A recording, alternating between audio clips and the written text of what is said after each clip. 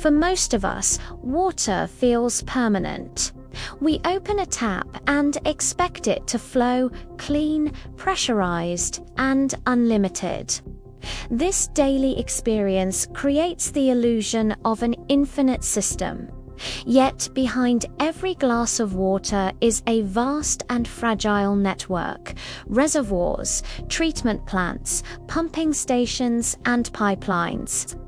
When one part fails, the entire chain is affected. Climate change, population growth, aging infrastructure, and energy shortages are placing this system under increasing stress. The question is no longer whether centralized supply is efficient, but how vulnerable our homes are when it stops. In many cities, water infrastructure was built more than 50 years ago. Pipelines corrode, joints weaken, pressure fluctuations create Globally, it is estimated that up to 30% of treated drinking water is lost before it ever reaches the consumer.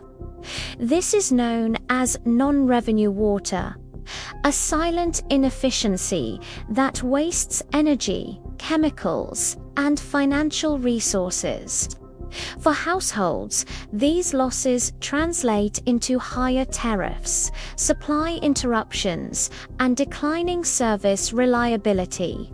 The system appears stable on the surface, but underground, it is constantly leaking.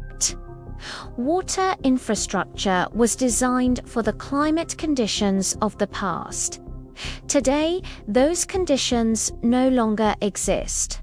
Longer droughts reduce reservoir storage. Sudden intense storms overload treatment plants. Rising temperatures increase demand while reducing supply. This creates a new operational reality: periods of scarcity followed by moments of extreme excess. Centralized systems struggle to adapt because they were built for predictability, not volatility. And every disruption moves the point of risk closer to the household. Water and energy are inseparable. Every stage of urban water supply depends on electricity, extraction, treatment, pressurization, distribution.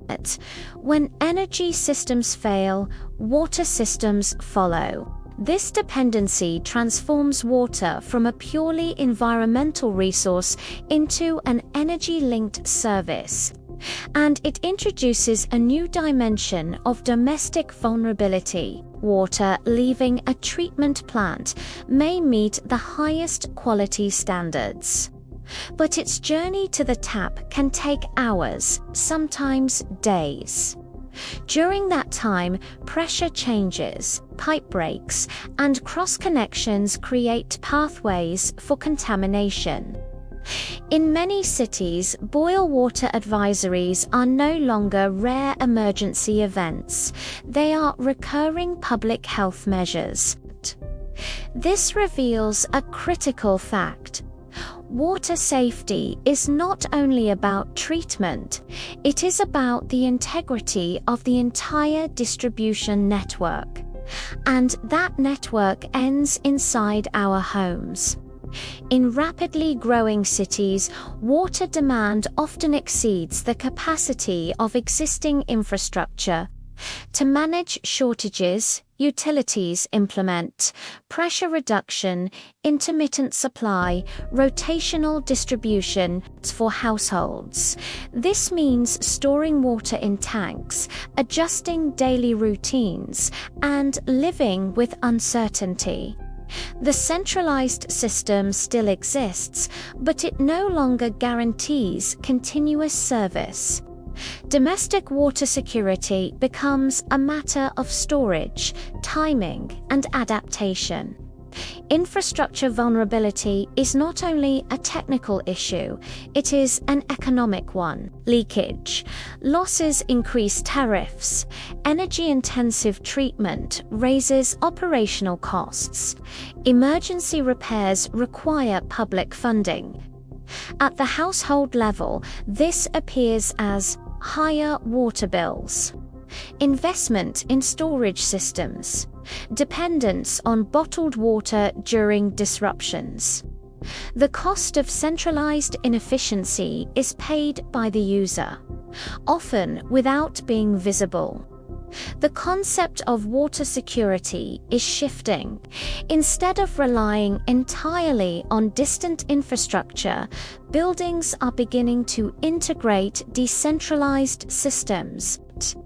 These systems produce part of their own water, store it safely, monitor quality in real time, and reduce total demand. This does not eliminate centralized supply. It transforms the household from a passive consumer into an active participant in the water cycle. Resilience is no longer measured only at the scale of cities, but at the scale of the home. When the grid fails, vulnerability becomes visible. But with decentralized solutions, every home can become part of a more resilient water future.